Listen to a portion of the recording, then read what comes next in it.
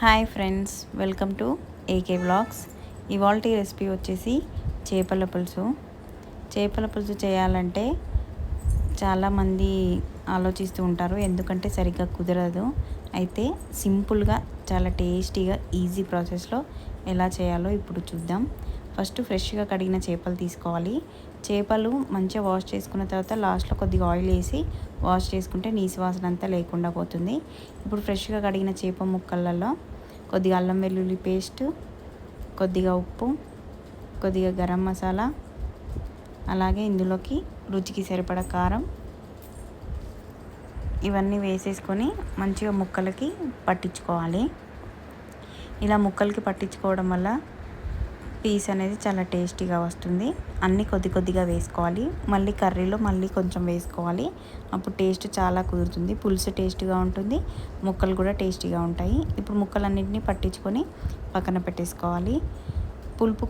పులుసు కోసం అని చెప్పేసి ఒక పెద్ద నిమ్మకాయ అంత సైజు చింతపండు తీసుకొని అందులోకి కొద్దిగా రాళ్ళుప్పు వేసి నానబెట్టుకోవాలి.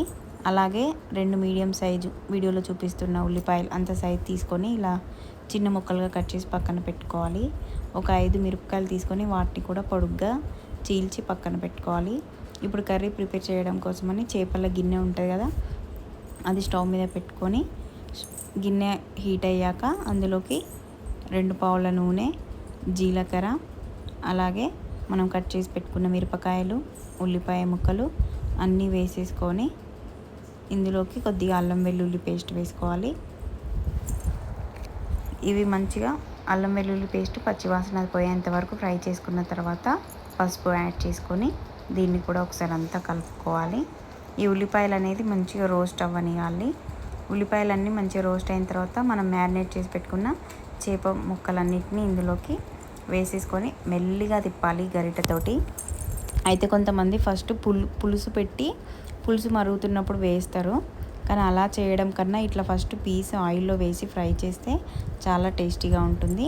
ఇట్లా పీస్లన్నీ వేసిన తర్వాత ఒక 2 మినిట్సే స్టవ్ మీద ఉంచాలి. మీరు ఒక్కసారి ఈ ప్రాసెస్లో వేయండి, ముక్క అనేది అస్సలు విరగదు, మంచిగా వస్తుంది. ఇప్పుడు ఒక మూత పెట్టుకొని ఒక 2 మినిట్స్ ఫ్రై చేయాలి. ఇవి ఫ్రై అయ్యేలోపు మనం చింతపండు గుజ్జు రెడీ చేసుకుందాం. ఇందులోకి మనం ఉప్పు వేసుకుంటాం కాబట్టి చింతపండు అనేది మంచిగా స్మాష్ అవుతుంది. దీన్ని అంతా పిసుక్కొని తీసుకోవాలి ఈ వాటర్ అంతా. ఇప్పుడు పీసులు ఫ్రై అయ్యాయి. మూత తీసి ఒకసారి మెల్లిగా మనం సరాతం పెట్టుకొని తిప్పుకోవాలి పీసెస్ని.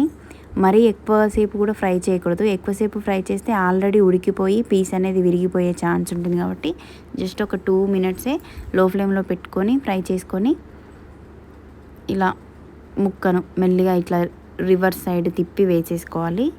ఇప్పుడు ఇదంతా మంచిగా ఫ్రై అయింది కదా, ఈ ఫ్రై అయిన పీస్లోకి మనం చింతపండు గుజ్జు రెడీ చేసుకున్నాం కదా, ఆ వాటర్ అన్నీ ఇందులోకి పోసేసేయాలి. మన పులుపుకి తగ్గంత వేరే వాటర్ కూడా యాడ్ చేసేసుకోవాలి. పులుసు అనేది ఇప్పుడు రెడీ అయిపోయింది. ఇప్పుడు కర్రీలోకి కొద్దిగా కారం వేసుకోవాలి. స్టార్టింగ్లో వేసుకున్నాం కాబట్టి ఇప్పుడు చెక్ చేసుకొని వేసుకోండి. అలాగే టేస్ట్కి సరిపడా రాళ్ళుప్పు వేసుకోవాలి. పులుసు కర్రీలో రాళ్ళుప్పు వాడడం వల్ల మంచి టేస్ట్ వస్తుంది. రాళ్ళుప్పు వాడడం అనేది ఆరోగ్యానికి కూడా మంచిది. ఇందులోకి కొద్దిగా కొత్తిమీర వేసేసుకోవాలి. నేనైతే కాడలతో సహా వేసుకుంటున్నాను. కాడలు వేసుకోవడం వల్ల మంచి టేస్ట్ ప్లస్ అలాగే కాడల్లోనే విటమిన్స్ ఎక్కువగా ఉంటాయి. సో ఈ పులుసు అంతా మరుగుతున్నప్పుడు ఇలా ఆయిల్ పైకి తేలుతుంది కదా, ఇలా తేలితే కర్రీ రెడీ అయినట్టేనండి. ఇప్పుడు చూడండి, ఇందులోకి జీలకర్ర మెంతి పొడి కూడా వేయాలి. అది క్లిప్ మిస్ అయినట్టుంది. సో చూసారా, చల్లారిన తర్వాత ఎంత టేస్టీగా ఉందో కర్రీ. ముక్క అనేది అస్సలు విరగలేదు. చూడండి, చాలా బాగుంటుంది. మీరు కూడా ట్రై చేసి ఎలా వచ్చిందో వీడియో కామెంట్ నచ్చితే చేయండి. లైక్ చేయండి.